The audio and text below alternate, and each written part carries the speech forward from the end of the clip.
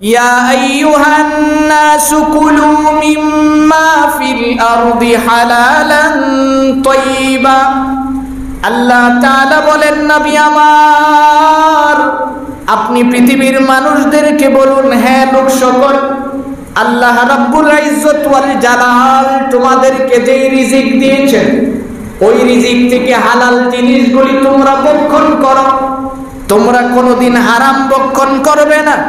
আল্লাহ তাআলা বলেন, ইয়া আইয়ুহাল্লাযীনা আমানু, হে পৃথিবীর মানুষ যারা নিজেকে ঈমানওয়ালা দাবি করো, যারা ঈমান আনয়ন করেছো, কুলু মিন তাইয়্যিবাত মা রাযাকনাকুম, আল্লাহ তাআলা তোমাদেরকে যে খাবারগুলি দিয়েছে, আল্লাহ রাব্বুল ইজ্জত ওয়াল জালাল তোমাদের যে রিজিকগুলি দিয়েছেন ওখান থেকে তোমরা হালালগুলি ভক্ষণ করো, হালাল জিনিসগুলি খুঁজে খুঁজে তোমরা খাও। ওয়াশকুরু লিল্লাহ, এবং খাওয়ার পরে তোমরা আল্লাহর শুকরিয়া আদায় করো। হালাল খায়া খায়া তোমরা আল্লাহর শুকরিয়া আদায় করো। বিশ্ব নবী বলেন, সাহাবীরা শুনো, পৃথিবীর জমিনে কোনো মানুষ যদি হালাল খাদ্য কামাই করে খায়, আল্লাহর নবী বলেন, আল কাসিম হাবিবুল্লাহ। বিসমিল্লাহির রহমানির রহিম। ইয়া আইয়ুহান নাসু কুলু মিম্মা ফিল আরদি হালালান তাইয়্যিবা ওয়ালা তাত্তাবিউ খুতুওয়াতিশ শাইতান ইন্নাহু লাকুম আদুউম মুবিন। সাদাকাল্লাহু মাওলানাল আযীম ওয়া সাদাকা রাসূলুহুন নাবিয়্যুল উম্মিয়্যুল কারীম। ونحن على ذلك من الشاهدين والشاكرين والحمد لله رب العالمين. اللهم صل على محمد وعلى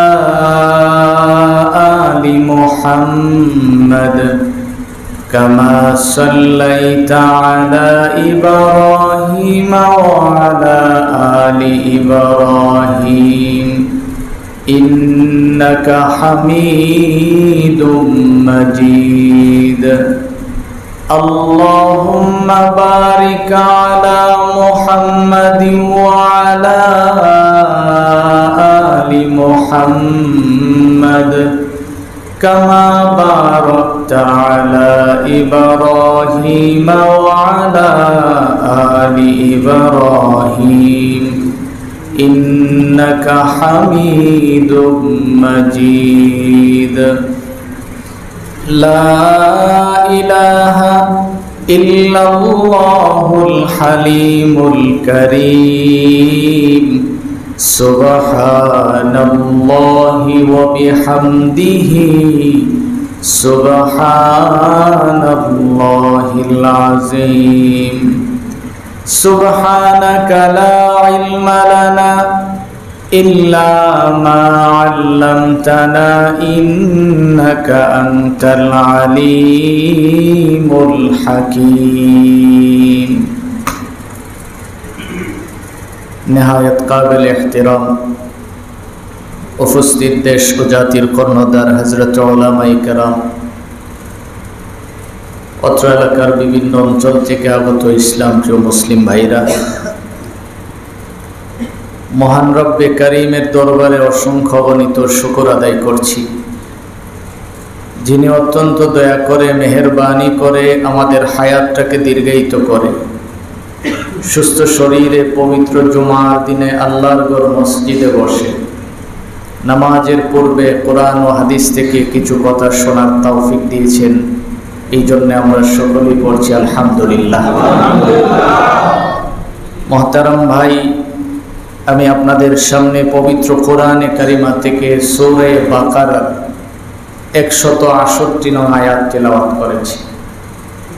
আল্লাহ তাআলা যেন তিলাওয়াতকৃত আয়াত এবং হাদিসের আলোকে আমাকে ইখলাসের সহিত কিছু কথা বলার এবং আপনাদের সকলকে আমল করার নিয়তে শোনার তৌফিক দান করুক। সকলে বলি আমিন। মোহতারাম ভাই, আল্লাহ রব্বুল ইজ্জত ওয়াল জালালের কত বড় মেহেরবানি। এক তো হলো মুহররমের 10 তারিখ, আবার জুমার দিন। আল্লাহ তাআলা এই পবিত্র দিনে আমাদেরকে পবিত্র স্থানে বসার সুযোগ করে দিয়েছেন। কত মেহেরবানি রবের। এই সময়টাও তো বহু মানুষ বিভিন্ন কাজে লিপ্ত আছে, গুনাহের কাজে, বিভিন্ন দিকে। আল্লাহ তাআলা যে আমাদেরকে ওই বিপদ আপদ থেকে হিফাজত করে আল্লাহর ঘর মসজিদের মেহমান হিসাবে কবুল করছেন, এই জন্য আবার পড়ছি আলহামদুলিল্লাহ। আরো শুকরিয়া আদায় করি, অনেকেই তো আমরা মুহররমের রোজাও রেখেছি আলহামদুলিল্লাহ। এটা আল্লাহ রাব্বুল ইজ্জত ওয়াল জালালের অনেক বড় মেহেরবানি। বহু মানুষ ইচ্ছা ছিল, রাখতে পারে নাই। অনেক ইচ্ছা থাকার পরও বিভিন্ন সমস্যার কারণে রাখতে পারে নাই, এমন বহু মানুষ আছে। আল্লাহ তাআলা বলেন, নবী আপনি তাদেরকে বলেন যে আমি যতক্ষণ পর্যন্ত একজন বান্দাকে এটার জন্য কবুল না করব, সে যতই চেষ্টা করুক তার দ্বারা সম্ভব হয়। যত চেষ্টাই করুক কোনো কাজে লাগবে না। আমরা সকলেই জানি, গতকালকে আমাদের উস্তাদ মুহতারাম জুনায়েদ বাবুনগরী রহমতুল্লাহ আলাইহি ইন্তেকাল করছেন। আমি যতদিন কাছের থেকে হুজুরকে দেখছি, কোনো সময় কোনো নফল রোজা হুজুর ছাড়তেন না। তাইলে এই আশুরার রোজা তো ওনার দ্বারা রাখা সম্ভব হয়নি, কবরের মেহমান হয়ে গেছে।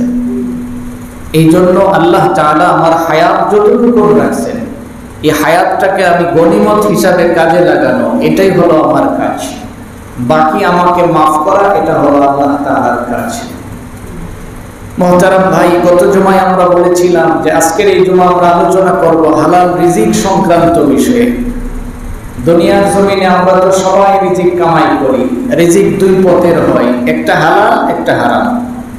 রিজিক ছাড়া কোনো মানুষ বাঁচে না, খাবার ছাড়া কোনো মানুষ থাকে না। প্রত্যেক প্রাণীরই আল্লাহ তাআলা রিজিকের ব্যবস্থা করেছেন। তো হয় এটা হালাল হবে, নতুবা এটা হারাম হবে। পৃথিবীর সবাই খাচ্ছে, কেউ হয়তো হালালটা খাচ্ছে, কেউ হারাম খাচ্ছে। তো আজকে আমরা হালালের মর্যাদা সম্পর্কে বোঝার চেষ্টা করব। আমার তিলাওয়াতকৃত আয়াতের মধ্যে আল্লাহ তাআলা 2টা আয়াতে পরিষ্কার নির্দেশ করেছেন। 186 নম্বর 68 নম্বর আয়াত এবং 172 নম্বর আয়াত। এই 2টা আয়াতের মধ্যে আল্লাহ তাআলা হালাল খাদ্যের কিছু গুণাগুণ বর্ণনা করেছেন। যে হালাল খাবার যদি কোনো মানুষ খায়, রিজিকটা যদি তার হালাল হয়, তাহলে তার ফায়দা কি হয়, এই ব্যাপারে আল্লাহ তাআলা সবিস্তারে আলোচনা করেছেন। আল্লাহ যদি আমাদেরকে তৌফিক দেন, আমরা ইনশাআল্লাহ সবিস্তারেই এই কথাটা বোঝার চেষ্টা করব। আল্লাহ তাআলা বলেন, নবী আপনি পৃথিবীর মানুষদেরকে বলেন যে আমি আল্লাহ তাআলা পৃথিবীর মধ্যে তাদের যে রিজিকগুলি দিয়েছি, এই রিজিকগুলির থেকে যেন তারা হালাল দ্রব্যগুলি ভক্ষণ করে। কেননা হালাল থেকে যদি তারা দূরে যায়, ওয়ালা তাত্তাবিউ খুতুওয়াতিশ শাইতান, শয়তানের ওয়াসওয়াসা, শয়তানের পদাঙ্ক যেন তারা অনুসরণ না করে। এটা কিন্তু খুব খারাপ, কারণ শয়তান তাদের প্রকাশ্য শত্রু। হালাল খাদ্য যদি কোনো মানুষ গ্রহণ না করে, এই হালালের সাথে সাথে আল্লাহ তাআলা শয়তানের কথা কেন বললেন? মুফাসসিরিন কেরাম জবাব দিয়েছেন, হালাল খাদ্য যদি কেউ না খায়, এই শয়তান কিন্তু তারে সহজে ধরে ফেলে। হালাল খাদ্য এমন জিনিস, আমরা ভালো করে জানি। ভারতবর্ষের প্রসিদ্ধ একজন বুজুর্গ আশরাফ আলী থানভী রহমতুল্লাহ আলাইহি, উনি লিখেন, স্বামী স্ত্রী দুইজন পরামর্শ করছে, দেখো আমাদের যেহেতু সন্তান হবে, সন্তান পেটে দেওয়ার পর থেকে আমরা এখন থেকে যে কোনো খাদ্য গ্রহণ করি, এটা খুব তাহকিক করে খাবো। হারাম কোনোদিন গ্রহণ করব না, কারণ হারাম খাদ্য যদি শরীরের মধ্যে ঢুকে, এই শরীর দিয়া তার ইবাদত মনোযোগী হয় না, ইবাদত করতে মনে চায় না। হারাম যে শরীরের মধ্যে ঢুকে, এই হারাম খায়া কোনোদিন ইবাদতের মধ্যে মনোযোগ আসে না। যেমন ইয়াকুব নানতুমি রহমতুল্লাহ আলাইহি উনি বলেন যে আমার একদিন একটু দাওয়াত করে নিছে খাওয়াইতে, দাওয়াত করে খাওয়াইতে নেওয়ার পরে এক লুকমা খাবার যখন আমি মুখে উঠাইছি তখনই আমি বুঝতে পারছি যে এই খাবারটার মধ্যে কোনো ঝামেলা আছে। তাইলে এখন চিন্তা করেন যে আল্লাহ তাআলার কাছে হালাল খাইতে খাইতে এই লোকটা কত দামি, যে একটা লুকমা খাবার মুখে দেওয়ার পরেই উনি বুঝতে পারছে যে এটার মধ্যে ভেজাল আছে, বাস খাবার ফেলে দিয়ে না খায় ওখান থেকে চলে আসছে। ইয়াকুব নানতুমি রহমতুল্লাহ আলাইহি বলেন যে এই যে হারাম খাদ্যটা আমার মুখের মধ্যে উঠাইছি, উঠানোর কারণে 60 দিন পর্যন্ত আমার কবিরার মতো গুনাহ করতে মনে চাইছে, যে এত এটা আমার মুখে উঠানোর কারণেই আমার ভিতরে এত এফেক্ট করছে যে আমি 60 দিন পর্যন্ত আমার বিভিন্ন গুনাহের কাজে যাইতে মনে চাইছে। তার মানে এই খাদ্যটার মধ্যে ভেজাল আছে।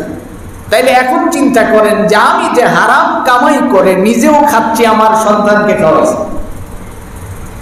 আমার সন্তান যখন কোনো অন্যায় করে তখন তো এটা আমার বরদাস্ত হয় না। আমার সন্তান যখন কোনো খারাপ কাজে ধাবিত হয় তখন তো এটা আমার বরদাস্ত হয় না। আমি তখন বড় গলায় বলি, দিনকে রাত বানিয়ে এত কষ্ট করে কামাই করে তোমাদেরকে খাওয়ায়, এ ভাই আপনি কি খাওয়াচ্ছেন, কি কামাই করে খাওয়াচ্ছেন? এখন চিন্তা করেন। সাহাবায়ে কেরাম সাইয়েদনা আবু বকর ওনার খাদেম, ওনাকে একদিন হাদিয়া দিছে, খাবার খাইতে দিছে। আবু বকর খুব তাড়াতাড়ি খেয়ে ফেলছে। খাওয়ার পরে খাদেম জিগায়, হুজুর সবসময় তো খান আমারে জিগান যে কি খাইছি, কোত্থেকে আনছি, কেন আনছি, কিন্তু আজকে তো কিছু জিগাইলেন না। আবু বকর বলেন, আজকে আমার পেটের মধ্যে খুব খিদা ছিল, এই জন্য জিজ্ঞেস করি নাই, তাড়াতাড়ি খেয়ে ফেলছি। বলো কোত্থেকে আনছো? খাদেম বলতেছে, আমি একদিন রাস্তা দিয়ে যাইতেছিলাম, রাস্তা দিয়ে যাওয়ার সময় কিছু মানুষ চলতেছিল, তারা প্রতিমধ্যে একজন অসুস্থ হয়ে গেছে, তারা জারফুক করার জন্য লোক খুঁজতেছিল। এমন সময় আমি তাদের সামনে হাজির, আমাকে বলছে, বলার পরে আমি ফু দিলাম, লোকটা ভালো হয়ে গেছে। ভালো হওয়ার পরে যে আমারে কিছু দিয়েছে, এই খাবারটাই না আমি আপনারে খাওয়াইছি। আবু বকর বলেন, তুমি দুর্বল মানুষ, এটা যদিও তোমার জন্য জায়েজ হয়, কিন্তু আমার জন্য জায়েজ হলেও এই খাবারটা তো আমার উচিত ছিল না। আবু বকর তখন করলেন কি, মুখের মধ্যে হাত ঢুকাইলেন, খাবার বের হয় না, পর্যাপ্ত পরিমাণে পানি খাইছে, তারপরে মুখের ভিতরে আঙ্গুল ঢুকাইয়া এই খাবারটা ভিতর থেকে বের করে ফেলে দিয়ে এখন বলতেছে যে হ্যাঁ, এতক্ষণে আমি আমার হৃদয়ে একটু শান্তি অনুভব করতেছি। এই জন্য মুহতারাম ভাই, এই আয়াতের তাফসীর লিখতে যাইয়া মুফাসসিরিন কিরাম ধারাবাহিক কয়েকটা কথা বলেছেন। আমরা এই কথাগুলি যদি ধারাবাহিকভাবে বুঝতে পারি তাহলে আমরা হালাল খাদ্যের গুণাগুণ বুঝতে পারবো। তারপরে আমরা বোঝার চেষ্টা করব যে হালাল কিভাবে আমার কাছে আসবে আর কোন পন্থায় হারাম থেকে আমি বাঁচতে পারবো। এই ব্যাপারে মুফাসসিরিন কিরাম সুন্দর জবাব দিয়েছেন। আল্লাহ তাআলা বলেন, নবী আপনি আপনার উম্মতদেরকে বলেন যে তাদেরকে আমি যে খাবারগুলি তাদের সামনে দিয়েছি ওখান থেকে হালাল খাদ্যগুলি যেন তারা ভক্ষণ করে, হারামের ধারে কাছেও যেন তারা না যায়। কারণ হালাল খাদ্যের দ্বারা ইবাদতের স্পিড বাড়ে, ইবাদতের মানুষ ইবাদতের ভিতরে মনোযোগী হয়। হালাল যদি তার রিজিক না ঢুকে, নবীজি তো বলছেন, দেখো 10 টাকা দিয়ে যদি তুমি কোনো কাপড় কিনো, 10 টাকা, এই 10 টাকার থেকে যদি 1টা টাকাও তোমার হারাম হয়, 1 টাকা, আর এই কাপড় পরিধান করে যদি তুমি নামাজে দাঁড়াও, তোমার নামাজ হবে না। এখন আপনি চিন্তা করেন যে আমি আপনি কত হারামের মধ্যে নিমজ্জিত আছি, আর আমার ইবাদত কি করে কবুল হয়? আমি আপনি অজুহাত দেখাচ্ছি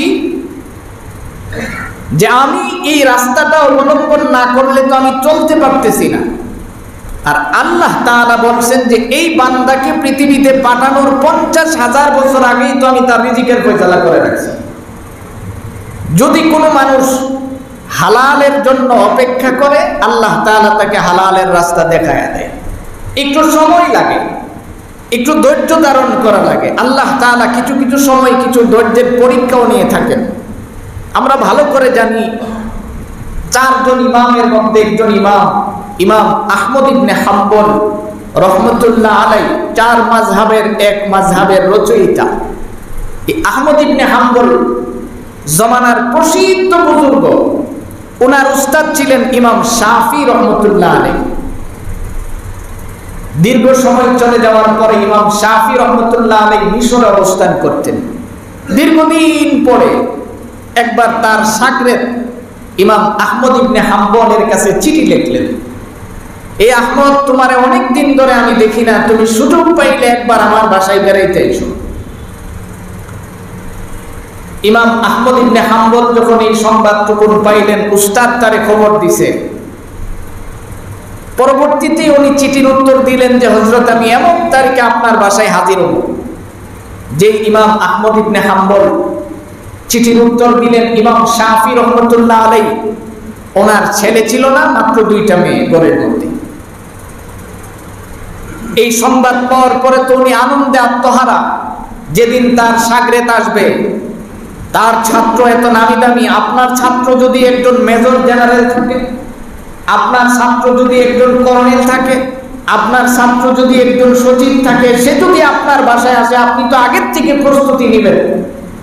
ইমাম আহমদ ইবনে হাম্বল আসার আগেই ইমাম শাফি রহমতুল্লাহ আলাই ওনার লোক লস্কর লয়া একবারে সেই মিশরে ঢুকার আগেই যে রাস্তা দিয়ে ঢুকবেন সেখানে অবস্থান করতেছে। জমানার শ্রেষ্ঠ আলিম মুহাদ্দিস আসতেছেন, লোকজনের মধ্যে আলাদা একটা ফিলিংস তৈরি হয়েছে। আর আমার সমাজে যদি ভালো কোনো আলেম আসে, ভালো কোনো বুজুর্গ আসে, যুব সমাজের তো খবর হয় না। যদি ওই জোরে খালি ফাইটটা যাই কইতে পারে, ও যদি আসে তাইলে খুব মনোযোগ হয়, তখন তো আর এলাকার লোক পাওয়া যাবে না, সব দৌড়ে ওখানে যাবে। এটা হলো আমাদের কালচার। আর তদানীন্তন সময়ের সিস্টেম ছিল, কোনো বুজুর্গ আলেম যদি কোথাও যাইতেন, ওরা দৌড়ে যাইতেন। এটারও মূল কারণ তারা হালাল খাদ্য খায়া খায়া বড় হছিল। এই জন্য হালাল ব্যক্তি দেখতে তাদের মনে চাইতো, তাদেরকে দেখলে তাদের ঈমান বৃদ্ধি পাইতো। এই কারণে উলামায়ে কেরামের চেহারার দিকে তাকায়া থাকলেও সগীরা গুনাহ মাফ হয়, কেননা তারা তো হালাল খাদ্য খাওয়ার চেষ্টা করে। মুহতারাম ভাই, ইমাম শাফি রহমতুল্লাহ আলাই লোকজন নিয়ে একেবারে গেটে অবস্থান করতেছে। আহমদ ইবনে হাম্বল যখন আসছে, তাকে অভ্যর্থনা জানাইয়া বাড়িতে নিয়ে গেছে। এত বড় একজন জাতীয় মেহমান আসছে, পরামর্শক্রমে সিদ্ধান্ত হয়েছে যে আপনার ছাত্র যেহেতু আপনার বাড়িতেই রাত্রি যাপন করুক। ইমাম শাফি রহমতুল্লাহ আলাই তার মেয়েদেরকে বললেন, আমার ছাত্র কিন্তু এরকম অনেক বড় আলেম, অনেক বড় বুজুর্গ, কাজেই তারে যে খাওয়াই বা খাবার দাবারের যেন মান টান সব ঠিক থাকে, খুব সুন্দর করে বুঝাইয়া শোনাইয়া। মেয়ে 2টা খুব মজা করে পাক করলেন। তা হাদিসের মধ্যে তো আসছে, খানা খাওয়ার সময় 3 ভাগের, পেটের 3 ভাগের 1 ভাগ খাবার খাওয়া, এটা হলো সুন্নত তরিকা। 1 ভাগ পানি, 1 ভাগ খানি। মেয়েরা এমন খাবার দিছে যে খাবারগুলি 3 থেকে 5 জন ব্যক্তি খেতে পারবে। ওরা পর্দার আড়াল থেকে তাকায়া দেখে ইমাম আহমদ ইবনে হাম্বল যে খাওয়া শুরু করছে, তো খাইতে আছে খাইতে খাইতে একবারে প্লেটগুলি যখন খাবারের শেষ হয়েছে, 4টা ফুইচা খায়া, এখন তার উস্তাদও খায় নাই, উস্তাদের ফ্যামিলির লোক যে আছে ওরাও খায় নাই, এদের খবর নেই, খুব ভালো করে খাইছে। মেয়েরা তো খুব রাগ করছে। রাগান্বিত হয়ে বাবাকে কিছুই বলে নাই, না বললা 2 বোন পরামর্শ করলো যে বাবা বললো এত বড় আলেম হলে তো এইভাবে খাইতো না, কিছু না কিছু হলেও তো চিন্তা করতো যে এই বাড়িতে যে আরো লোকগুলি আছে তারা খায় কিনা, তাদের চিন্তা তো করতো। সে যেহেতু করছে না, আচ্ছা এখন 2 বোনে পরামর্শ করছে, বড় আলেম হইলে বুঝলাম খাইছে, সারাদিন সফর করে আইছে, সারাদিনের উপাস থাকলে খাইতেই পারে। এখন আলেম যদি বড় হয় তাহলে তাহাজ্জুদের নামাজ তো পড়বে।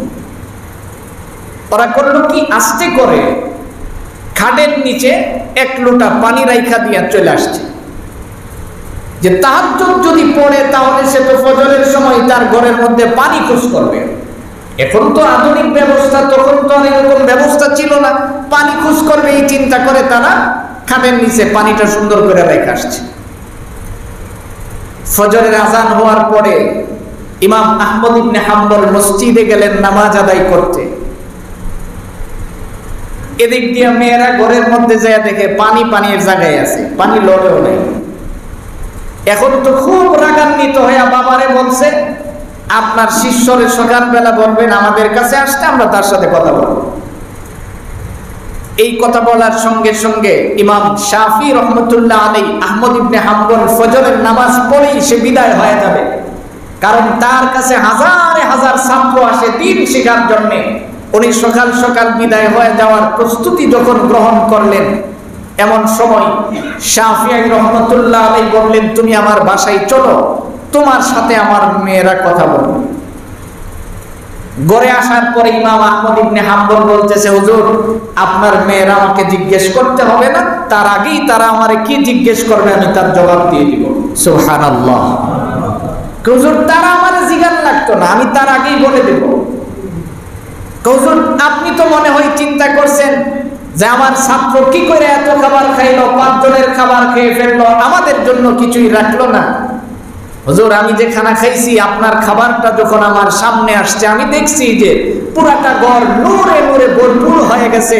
আমি চিন্তা করছি যে 10 থেকে 15 দিন পর্যন্ত যদি আমি খাবার নাও খাই, এই বরকতপূর্ণ খাবারটা আমি সাধ্য অনুযায়ী চেষ্টা করে শেষ করে ফেলবো। এই নূরের কারণে আমি পুরাটা খাবার খাইছি। তাইলে 2 নাম্বার, তুমি তাহাজ্জুদের নামাজ পড়ার জন্য ঘরের ভিতরে পানি রাখা হয়েছিল, এটা কি তুমি জানো? ইমাম আহমদ ইবনে হাম্বল বলে, হুজুর আমি জানি, বহুদিন পরে আজকে আমার সুযোগ হয়েছে, ইশারের নামাজের ওযু দিয়ে আমি ফজরের নামাজ আদায় করতে পারছি। সারা রাত আমার ঘুম আসে নাই, আমি এত দামি খাবার খাইছি, খাওয়ার পরে একটা আয়াত থেকে আমি 100 মাসআলা বের করেছি। এই জন্য আমার ভাই খাবারের গুণ আছে। ভালো খাদ্য যদি কোনো মানুষ খায়, ইতিহাস তালাশ করে দেখেন, সেই ইয়াকুব নানতুমি রহমতুল্লাহ আলাইহি ওনার জমানার মধ্যে একজন লোক ছিল, দারুল উলুম দেওবন্দের পাশেই থাকতো, শাহজি আব্দুল্লাহ নামে, একদম নিরীহ মানুষ। মানুষের ক্ষেতের থেকে ঘাস কাইটা কাইটা ক্ষেত পরিষ্কার করে আইনা সে বাজার বিক্রি করতেন। এই শাহজি আব্দুল্লাহ 6 আনা বিক্রি করতেন, 6 পয়সা। তার এই খাবারগুলি ঘাসগুলি বিক্রি করতেন। এই দেওবন্দ এলাকায় প্রসিদ্ধ ছিল যে তার ঘাস নিয়ে যেই পশুকে খাওয়ানো হয়, এই পশু যদি দুধ আনা হয়, দুধের মধ্যে বরকত হয়। সে যখন কাটতো, জিকিরের সহিত কাটতো, এবং বাজারে তার পর্যাপ্ত পরিমাণে চাহিদা ছিল। একজন লোকের কাছে বিক্রি করার মতো ঘাসই সে নিয়ে আসতো, এর চেয়ে বেশি কাটতো না। নির্ধারিত একটা সময়ে সে কাজ করতো। তার চাহিদা যতই বেশি হোক, সে কোনোদিন দাম বাড়াইতো না। আমরা যারা সিজনালি ব্যবসায়ী, যখন চাহিদা দেখি 5 টাকার মাল 50 টাকা করতে পারি, কিন্তু শাহজি আব্দুল্লাহ কোনোদিন দাম বাড়াইতো না। এই 6 পয়সা বিক্রি করে করে এখান থেকে 2 পয়সা নিজের কাজে ব্যয় করতেন, 2 পয়সা এতিম অসহায় অসুস্থ বিধবা তাদের কাজে ব্যয় করতেন, 2 পয়সা জমা করে রাখতেন। এইগুলি জমা হলে বছরে একবার যুগ শ্রেষ্ঠ হক্কানি উলামায়ে কেরামদেরকে দাওয়াত করে করে বাসায় নিয়ে খাওয়াইতেন।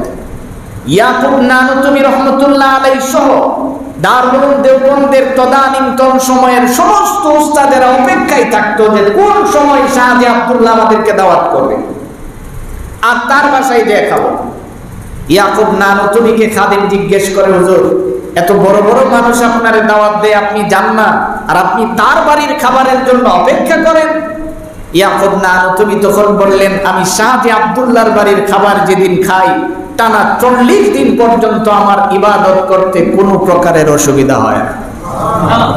এই জন্য মুহতারাম ভাই, ইবাদতে অসুবিধা কেন হয় নিজেরে জিজ্ঞেস করেন। আগে নিজেকে জিজ্ঞেস করেন, কেন আমার সন্তান সন্ত্রাস হচ্ছে, কেন আমার সন্তান অমানুষ হচ্ছে, আমি কি খাওয়াইয়া সন্তানকে লালন পালন করতেছি, আর কি খাবার আমি খাওয়াচ্ছি। ভালো খাবার খাওয়ানোর জন্য আমি 2 নম্বরই টাকা কামাই করি কেন? আল্লাহ তাআলা তো বলছেন তোমার রিজিকের জিম্মাদারি আমার কাছে। বুড়ি বুড়ি প্রমাণ দিয়েছেন আল্লাহ তাআলা রিজিকের জিম্মাদারি কিভাবে দিচ্ছেন। তাফসীরের রুহুল মাআনির মধ্যে আসছে, বর্তমান সময়ে মুসাফিরখানা কিন্তু এই দেশে নাই, যোগাযোগ ব্যবস্থা খুব সহজ। আমাদের পার্শ্ববর্তী দেশ ভারতে গেলেও আপনি লম্বা সময় 30 ঘন্টা 40 ঘন্টা লাগে এক জায়গা থেকে আরেক জায়গায় যেতে। তো ওখানকার এখনো মুসাফিরখানা কিছু আছে। আরব দেশের এক জায়গা থেকে আরেক জায়গা আপনি সফর করলে লম্বা সময় সফর করতে হইতো, রাত্রে এক জায়গায় অবস্থান করা। এরকম এক আল্লাহর বান্দা দিনের কাজে বের হয়েছে।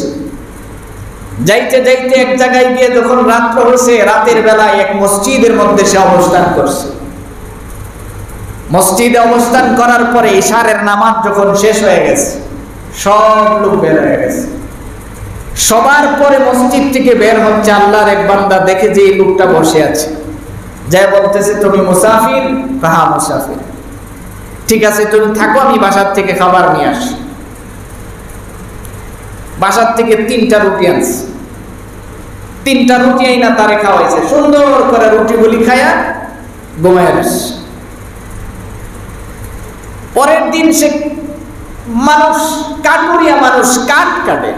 তাফসীরে রূহুল মানিতে আসছে সে কাঠুরিয়া, কাঠ কাইটার কয় টাকা কামাই করে।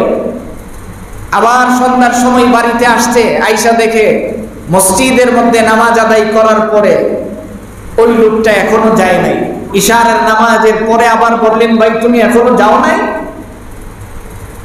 কোন আমার একটু অসুবিধা ছিল, এই জন্য যাইতে পারি নাই। বললে ঠিক আছে, অপেক্ষা করো, আমি বাসার থেকে তোমার জন্য খাবার নিয়ে আসি। পরের দিন 2টা রুটি নিয়ে আসছে, আইনা তারে খাওয়াইছে। খাওয়ানোর পরে এখনো সে মসজিদের মধ্যে অবস্থান করতেছে, কাটুরিয়া তার জায়গায় সে কাজ করতে চলে গেছে।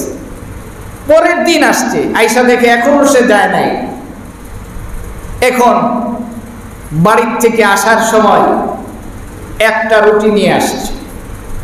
রুটিটা যখন মুসাফিরের হাতের মধ্যে দিছে, মুসাফির রুটিটা খায়া চোখের পানি ছাড়তেছে। জিজ্ঞেস করে, ভাই তুমি কাঁদো কেন? ভাই কাঁদি জন্যে যে প্রথম দিন তুমি আমারে 3টা রুটি দিছো, দ্বিতীয় দিন 2টা, আজকে একটা নিয়ে আসছো।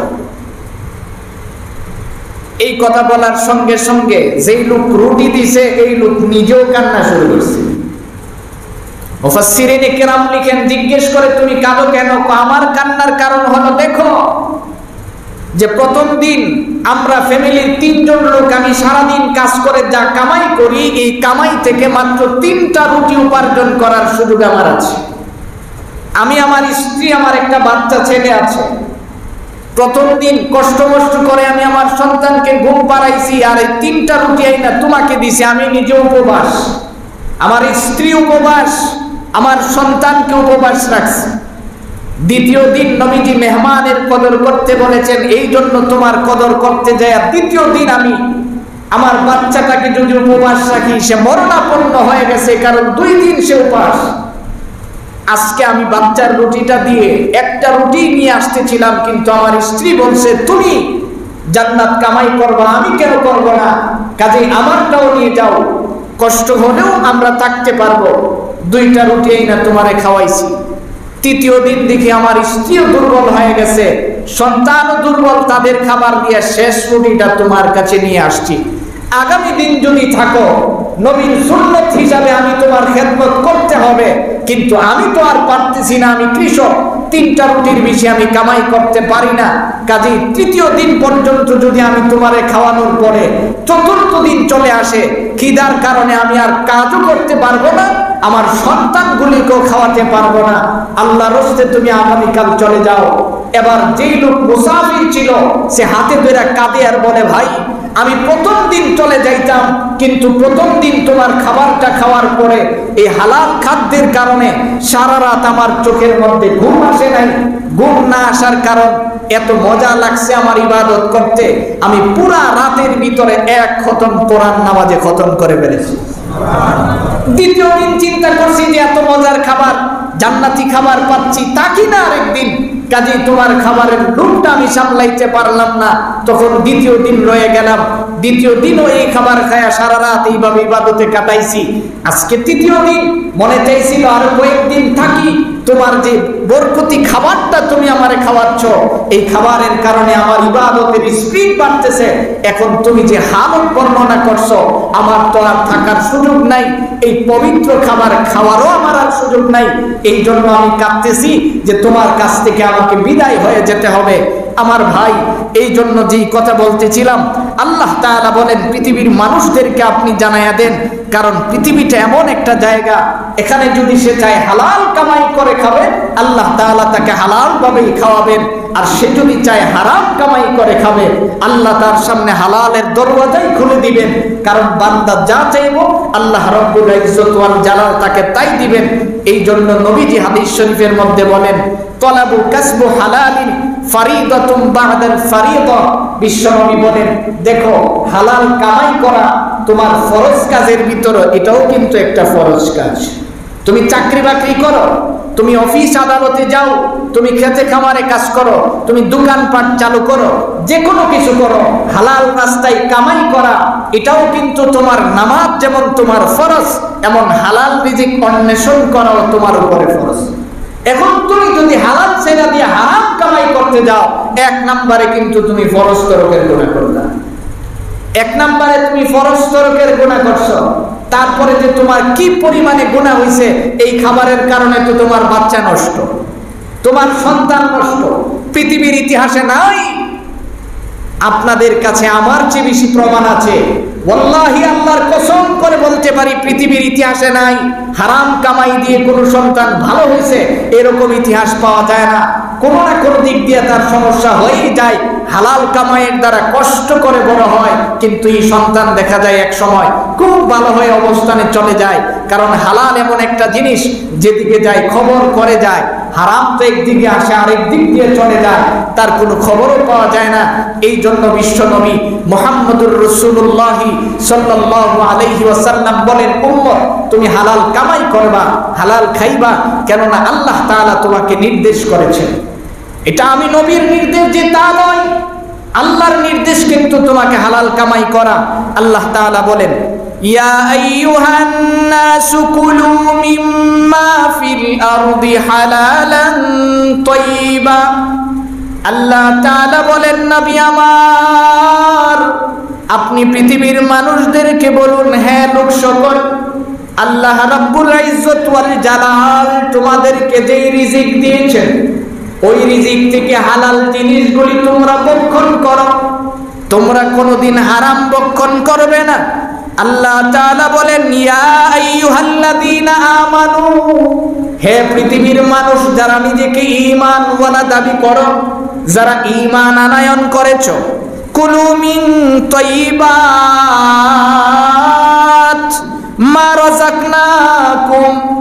আল্লাহ তাআলা তোমাদেরকে যে খাবারগুলি দিয়েছে, আল্লাহ রব্বুল ইজ্জত ওয়াল জালাল তোমাদের যে রিজিকগুলি দিয়েছেন, ওখান থেকে তোমরা হালালগুলি ভক্ষণ করো, হালাল জিনিসগুলি খুঁজে খুঁজে তোমরা খাও। ওয়াশকুরু লিল্লাহ, এবং খাওয়ার পরে তোমরা আল্লাহর শুকরিয়া আদায় করো। হালাল খায়া খায়া তোমরা আল্লাহর শুকরিয়া আদায় করো। বিশ্বনবী বলেন, সাহাবীরা শুনো, পৃথিবীর জমিনে কোনো মানুষ যদি হালাল খাদ্য কামাই করে খায়, আল্লাহর নবী বলেন, আল কাসিমু হাবিবুল্লাহ, যারা হালাল কামাই করতে যায় কষ্ট করে করে কামাই করে, রব্বুল ইজ্জত ওয়াল জালাল বলেছেন তারা আমার বন্ধু হয়ে হাসরের দিন দাঁড়াবে। ওই মানুষগুলির কোনো পেরেশানি থাকবে না, তাদের কোনো টেনশন থাকবে না, কারণ যারা হাতে কামাই করে করে খায় তারা আল্লাহর বন্ধু। সুবহানাল্লাহ। আল্লাহ তাআলা বলেন, আল কাসিমু হাবিবুল্লাহ, যারা নিজের হাতে কষ্ট করে কামাই করে তারা আমার বন্ধু। কাজেই আল্লাহর বন্ধু যারা, তাদের তো কোনো পেরেশানি থাকবে না, তাদের কোনো টেনশনও থাকবে না। এই জন্যে মুহতারাম ভাই, মুফাসসিরিন কেরাম খুব সুন্দর করে তার ভুরি ভুরি প্রমাণ দিয়েছেন। কোনো মানুষ যদি রিজিক চাইতে দেয়া হারামের রাস্তা ধরে না, হালাল পথে পাওয়ার জন্য সর্বোচ্চ চেষ্টাটা করে, সর্বশেষ টাইম পর্যন্ত যদি সে চেষ্টা করে যায়, আল্লাহ তাআলা কুদরতিভাবে তাদের রিজিক কিভাবে পৌঁছান, এই ব্যাপারে একাধিকবার আমি আপনাদেরকে শুনিয়েছি। আল্লাহর নবী বিশ্বনবী মুহাম্মদ আরবি সাল্লাল্লাহু আলাইহি ওয়াসাল্লাম দুইজন সাহাবী ছিল ভাই, প্রসিদ্ধ দুইজন সাহাবী। একজনের নাম হলো আবু মুসা আশআরী, আরেকজনের নাম আবু মালিক আশআরী। ওরা আশআর গোত্রের প্রসিদ্ধ দুইজন ব্যক্তি ছিল। তারা যখন ইয়ামান থেকে লুট নিয়ে সফর করতে করতে হাদিসের মধ্যে আসছে এক বর্ণনায় ৮০ থেকে ৮২ জন, আরেক জায়গায় আসছে ৭০ থেকে ৭৩ জন সদস্য। তার মধ্যে শিশু বাচ্চা আছে, বয়োবৃদ্ধ মানুষ আছে, নতুন মুসলমান আছে। এইরকম একটা বাহিনী নিয়ে তারা সফর করতে করতে মদিনার অভিমুখে। মদিনাতে ঢোকার পরেই তাদের খাবার শেষ। পুরা বাহিনী নিয়ে এক সময় নবীজির সাথে দেখা করবেন, এটা হলো তাদের প্ল্যান। খাবার শেষ হওয়ার পরে প্রতিনিধি পাঠাইলেন নবীর দরবারে, কারণ তারা জানে যে বিশ্ব নবীর কাছে অনেক সময় গনিমতের মাল আসে, বিশ্ব নবীর কাছে অনেক সময় অনেক খাবার রিজার্ভে থাকে। আমরা যদি আমাদের খবর পাঠাই তাহলে খাবার নবীজি আমার কাছে পৌঁছাবে। প্রতিনিধি 2 জন নবীজির কাছে পাঠাইলেন তাদের দূর অবস্থা জানানোর জন্য। প্রতিনিধি যায় দেখে বিশ্ব নবী তিলাওয়াত করতেছেন ওই 12 নম্বর পারার প্রথম পৃষ্ঠার আয়াত, ওমা মিন দাব্বাতিন ফিল আরদি ইল্লা আলাল্লাহি রিজকুহা। এই আয়াতটা বিশ্ব নবী বারবার তিলাওয়াত করতেছেন।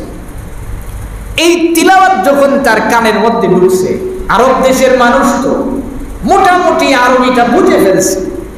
এখন চিন্তা করে আল্লাহ রব্বুল ইজ্জত যদি পৃথিবীর সমস্ত প্রাণীর রিজিকের ব্যবস্থা করে থাকেন, তাহলে প্রাণীর মধ্যে তো আমরা শ্রেষ্ঠ জাতি, প্রাণীকুলের মধ্যে আমি শ্রেষ্ঠ মাখলুক, তাইলে আল্লাহ তো আমাদের রিজিকের ব্যবস্থা করবেন। খামাখা নবীজির কষ্ট দিয়ে লাভ নেই। এখন আর বিশ্ব নবীর কাছে এই কথা বলেন নাই, চলে আসছে। আয়েশা তাদেরকে সুসংবাদ দিছে, হ্যাঁ তোমাদের খাবারের উত্তম ব্যবস্থা হয়ে যাবে, জায়গা মতো খবর দিয়েছি। এই কথা বলে আয়েশা একটু দূরে যায়, পাহাড়ের কিনারে দাঁড়ায় আসে, নামাজে দাঁড়ায় গেছে। কারণ সে জানে যে আল্লাহ তাআলা মানুষের যত সমস্যা আছে সবগুলি নামাজের মাধ্যমে আল্লাহর কাছে চাইতে বলছে। সাহাবী তো নামাজে দাঁড়ায় গেছে। এদিক দিয়ে আল্লাহ রব্বুল ইজ্জত তার নামাজ এমন ভাবে কবুল করছেন, নামাজের পরে কান্নাকাটি করতেছে, আল্লাহ এতগুলি মানুষ খাবারের অভাবে কষ্ট করতেছে, আর আমি বলছি যে হ্যাঁ খাবারের ব্যবস্থা হয়ে যাবে, তুমি তাদের খাবারের ব্যবস্থা করে দাও। রব্বুল ইজ্জত ওয়াল জালাল জান্নাত থেকে উত্তম খাবার তাদের জন্য পাঠিয়ে দিয়েছে। এখন খাবার পাওয়ার পরে তাদের তো আর হুঁশ নেই, কারণ পেটে খিদা থাকলে তখন কিন্তু আপন পর চিনে না মানুষ, ভালো জিনিসের কথাও মনে থাকে না। যেই লোক খাবার নিয়ে আইছে তারে কিছু বলে নাই, চট করে খালি খাবারটা টান দিয়ে নিছে, নিয়ে তারা খাওয়া শুরু করছে। এখন জান্নাতি খাবার তো বরকতপূর্ণ খাবার, খায় তো আর শেষ করা যায় না। খাবারের পরে দেখে যেই পরিমাণে খাবার খাইছে এর চেয়ে যতটুকু আনছিল এই পরিমাণেই খাবার হয়ে গেছে। সাহাবাই কেরাম ইনসাফপূর্ণ, আমরা হইলে চিন্তা করতাম ফ্রিজে ঢুকে তো, কারণ আবার যদি এমন হয়। সাহাবী তো তাদের চিন্তা হলো নবীজি পাঠাইছেন, নবীজির কাছে মুখা মানুষ থাকে, এই খাবারগুলি বিশ্ব নবীর কাছে পাঠায় আর নবীজিকে আমাদের পক্ষ থেকে যায় শোনায়া দাও যে আমরা নবীর উপরে খুব খুশি হয়েছি, নবীজি আমাদের বিপদের মুহূর্তে এত দামি খাবার খাওয়াইছে, এত সুস্বাদু খাবার খাওয়াইছে। এই খরচাগুলি 2 জন সাহাবী মাথাত নিয়ে আসছেন নবীজির কাছে। আয়েশা দেখে বিশ্ব নবী মসজিদে নববীর মধ্যে বসা, নবীজিকে সালাম দিস, সালাম দিয়ে বলতেছি ইয়া রাসূলুল্লাহ আমাদের আশআর গোত্রের পক্ষ থেকে আপনাকে আন্তরিক মোবারকবাদ। আমরা যদি এমপি মহোদয়ের কাছে যাই, একটা রাস্তা দরকার, তো রাস্তা করে দিলে তখন উনি আসলে আমরা বলি না যে আমাদের পক্ষ থেকে আপনাকে অসংখ্য শুকরিয়া, আপনি রাস্তাটা করে দেওয়ার কারণে আমরা খুব সুন্দর করে হাঁটতে পারতেছি। ওই তারাও যে নবীজিকে বললেন যে অসংখ্য শুকরিয়া ইয়া রাসূলুল্লাহ, আপনি যে বিপদের মুহূর্তে আমাদের খাবার দিয়েছেন। নবীজি জিজ্ঞাসা কি খাবার দিলাম? এই তাদের মধ্যে খটকা লাগলো, কি ব্যাপার? নবীজি বলল যে কি খাবার দিলাম, মানে তাহলে কি হলো? তো কাছে আসো। কাছে যাওয়ার পরে বলতেছে এই খাবারগুলি কি? এই দিন আপনি আমাদের কাছে পাঠাইলেন? কাকে দিয়ে পাঠাইছি? ওই যে 2 জন ব্যক্তি করা কই ধরে নিয়ে আসো, এখন খুঁজে দেখে ওরা কর নেই। কারণ যারা নিয়ে আসছে তারা তো জান্নাতের ফেরেশতা, খাবার পৌঁছে দিছে তাদের কাছে, তারা তো দেওয়া হয়ে গেছে, এখন আর লোক খুঁজে পায় না। হুজুর আমরা না 2 জন লোক পাঠাইছিলাম আপনার কাছে এসে বলার জন্য, তাইলে তোমরা লোকগুলিরে নিয়ে আয়ো। এখন যে খুশ করে তাদেরকেও পায়। কিছুক্ষণ পরে দেখে ওই 2 জন লোক যারা আসছিল আশআর গোত্রের থেকে নবীজিকে দুঃখের কথাটা বলার জন্য, তাদেরকে দেখছে, দেখে ডাক দিয়ে নবীজির কাছে নিয়ে আসছে। আয়েশা বিশ্বনবী জিগায়, কি ব্যাপার, তোমরা কি আমার কাছে খাবারের কথা বলছিলে? না হুজুর, বলি নাই। কেন বলো নাই? বলি নাই। আয়েশা, দেখি আপনি এই আয়াতটা তিলাওয়াত করতেছেন, আমরাও এই আয়াত তিলাওয়াত করছি, আল্লাহর কাছে চাইছি। নবীজি বলেন, এই জান্নাতের খাবারটা যে তোমরা খাইছো, খাওয়ার কারণ হলো এই দুইজন লোকের ইয়াকিন, তারা 100% বিশ্বাস করছে যে আল্লাহ তাআলা তাদের রিজিকের জিম্মাদারি নিয়েছেন, আল্লাহ রব্বুল ইজ্জত তাদের রিজিক পৌঁছায় দিবেন। এই বিশ্বাস নিয়ে তারা নামাজের মাধ্যমে আল্লাহর কাছে চাইছে, এই জন্য আল্লাহ তাআলা দুনিয়াতে রাইখাই তোমাদেরকে জান্নাতের খাবার খাওয়ায় দিছে। এই জন্য মুহতারাম ভাই, আল্লাহ তাআলা বলেন, পৃথিবীর মানুষদেরকে নবী আপনি বলেন, তারা যদি দুনিয়ার জমিনে হালাল কামাই করতে চেষ্টা করে, অল্প তার সংসার চলে না, নামাজ আদায় করবে, আল্লাহর কাছে চাইবে, আল্লাহ তাআলা এটাই বুঝাইয়া দিলেন, তুমি নামাজ আদায় করো, ধৈর্য ধারণ করো, আমার কাছে চাও, আমি আল্লাহ তাআলা তোমার রিজিকের দরওয়াজা এইভাবে খুলে দিব, তুমি কল্পনাও করতে পারবে না যে কিভাবে তোমার কাছে রিজিক চলে আসবে। এমন বহু মানুষ আছি আমরা, যে আমাদের চাহিদা অনুযায়ী আগামীকাল বাজার করার টাকা নাই, মনে খুব পেরেশান, কিন্তু আল্লাহ তাআলা এমন জায়গা থেকে হালাল ভাবে আমাকে ব্যবস্থা করে দেন, যেটা কল্পনা করেও শেষ করা যায় না। এই জন্য আপনিও যদি এমন ভাবে আল্লাহর উপরে বিশ্বাস রেখে, কিন্তু কামাইটা আপনাকে হালাল করতে হবে, হারাম সম্পূর্ণভাবে ছেড়ে দিতে হবে। দৈরা রাইকা যে আমার বালা চাকরিটা হলে শুধু একটা ছাড়ো, এই চিন্তা করে আপনি কখনো পাবেন না। ইতিহাস আপনাকে প্রমাণ করে দিয়েছে। আমরা আগামী জুমায় সুদ ঘুষ সম্পর্কে আল্লাহ বাঁচায় রাখলে সবিস্তারে কথা বলার চেষ্টা করব, যে এই ব্যাপারে কোরআন আমাদেরকে কি মেসেজ দিচ্ছেন। আমরা তো চিন্তা করি যে সুদ ঘুষের টাকা না হইলে মনে হয় চলতে পারবো না, সুদ ঘুষ না হইলে চলে কিভাবে, এই টাকা দিয়ে চলা যায়। আপনি যতক্ষণ পর্যন্ত নিজেকে ক্লোজ না করবেন হারাম থেকে, ততক্ষণ আল্লাহ আপনাকে হালালের দরওয়াজা খুলে দিবেন না। কারণ পাঁচ মিশালি কোনো জিনিস আল্লাহ পছন্দ করেন না, ইতিহাস প্রমাণ করে। আপনারা জানেন, মদিনার প্রসিদ্ধ একজন গায়ক ছিল, বেহালা বাজাইতো আর গান গাইতো, বুড়া হয়ে গেছে, দাগ পড়ে গেছে, এখন আর সুর বের হয় না, কি কয় নিজেই বুঝে না, খাবার নাই। আমিরুল মুমিনিন হযরত ওমর রাদিয়াল্লাহু তাআলা আনহু তখন প্রেসিডেন্ট। কাঁদতে কাঁদতে রাতের বেলায় পাহাড়ের গিরিপথে যায়, এক গুরুস্থানের পাশে যায়, সেটা আসমানের দিকে তাকায়া বলতেছে, আল্লাহ, আমার শক্তি যতদিন ছিল পৃথিবীর সব মানুষ আমারে খুব আদর কদর করছে, কণ্ঠ ভালো ছিল, মানুষ টাকা দিছে, আজকে আমার উপার্জনের ক্ষমতা নাই, পৃথিবীর সবাই ভুলে গেছে, মালিক তুমি তো আমারে বলতে পারো না। এই ভগ্ন হৃদয় নিয়ে যখন আল্লাহকে ডাক দিছে, চোখের মধ্যে তন্দ্রার ভাব আসছে, হাতের থেকে বেহালাটা ছিটকা গিয়ে দূরে পড়ে রয়েছে।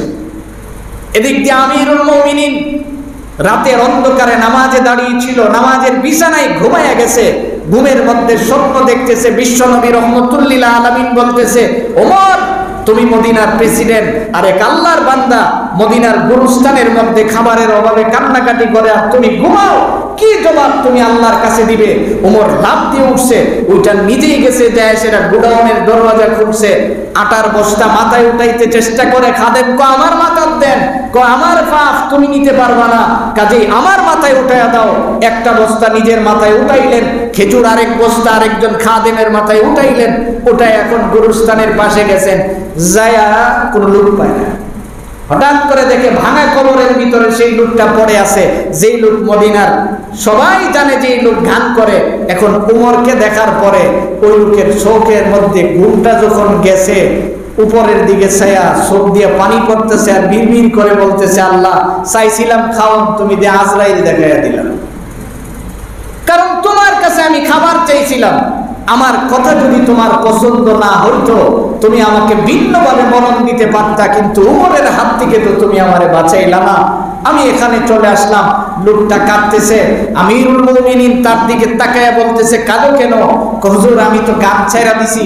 আমিরুল মুমিনিন টান দিয়া তারে বুকের সাথে জড়াইয়া পড়ে বলেন, তুই যে গান ছাড়ছো সেটা আমি বুঝতে পারছি, কারণ তুই এখানে, বেহালা তোর হাতে নাই, বেহালা অনেক দূরে পড়ে আছে, কাজেই তুমি গান থেকে যে দূরে আছো এটা আমি বুঝতে পারছি। আর তোমার শেষ রাতের তওবাটা আল্লাহ এমন ভাবে কবুল করছে, তোমার হারাম ছেড়া দিয়া হালাল ভাবে রিজিকের ব্যবস্থা আল্লাহ করে দিয়েছেন। এই জন্য মানুষ, তুমি ভালো করে শুনে রাখতে হবে, তুমি হারামের রাস্তাটাকে ভালো করে ছাড়তে হবে, তাইলেই আল্লাহ তোমাকে হালালের পথ দেখাইয়া দিবেন। তুমি যদি হারামের মধ্যে থাইকা হালালের পথ খুঁজো, আজীবন খুঁজতে পারবা। আল্লাহ এই জন্যই বলেন ওয়ালা তাত্তাবিউ খুতুওয়াতিশ শাইতান, শয়তানের পদাঙ্ক তারা যেন অনুসরণ না করে। ইন্নাহু লাকুম আদুউম মুবিন, নিশ্চয় শয়তান তাদের প্রকাশ্য শত্রু। শয়তান তোমারে দেখাইব সুদের কারবারটা ছেড়ে দিলে আগামী সপ্তাহ চলবা কেমনে, এটা হলো শয়তানের কাজ। আর ঈমান বলে তুমি ছেড়ে দিয়ে আল্লাহর কাছে তওবা করো, আল্লাহ তাআলা তোমার গায়বী ভাবে তোমাকে হালাল রিজিকের ব্যবস্থা করবেন। আল্লাহ তোমাকে রিজিকের অভাবে মৃত্যু দিবেন না। পৃথিবী প্রমাণ করে না খেয়ে কেউ মরে নাই, খাইতে খাইতে মারা গেছে এমন প্রমাণ আছে। এটা তো বেশি দূর যাওয়ার লাগে না। আগে খাইছেন, এখন ডাক্তার কয় খায়েন না, খাইলে চর্বি বেড়ে যাবেন গ্যাসে এসে। এটাই তো প্রমাণ করে যে খায়া মানুষ মারা গেছে, না খায়া মানুষ মরে নাই। এই জন্য আমার ভাই, আল্লাহ রাব্বুল ইজ্জত ওয়াল জালাল যেন আমাদেরকে দুনিয়াতে যতদিন বেঁচে থাকি হালাল খাদ্য ভক্ষণ করে যেতে পারি। আল্লাহ তাআলা আমাদের সকলকে সেই তৌফিক দান করুন, আমিন। সুবহানাল্লাহি ওয়া বিহামদিহি সুবহান